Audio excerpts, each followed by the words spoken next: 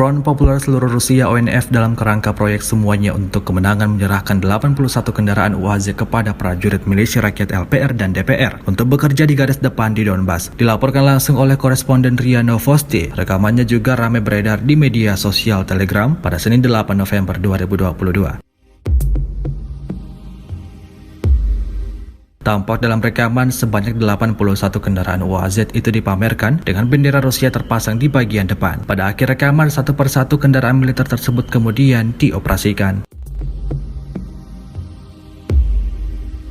Sejauh ini selama invasi berlangsung, Rusia secara total melaporkan 331 pesawat Ukraina, 170 helikopter dieliminir oleh pasukan Vladimir Putin. Sementara itu dari kubu Kiev, Kementerian Pertahanan Ukraina melaporkan 530 tentara Rusia dieliminir dalam 24 jam terakhir.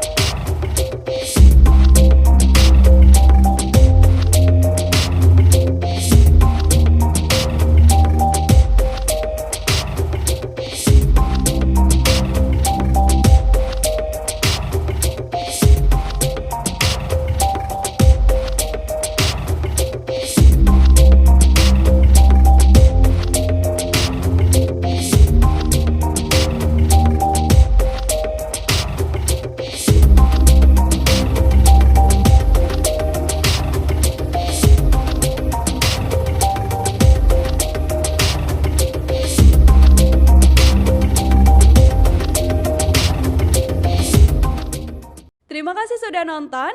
Jangan lupa like, subscribe, dan share ya.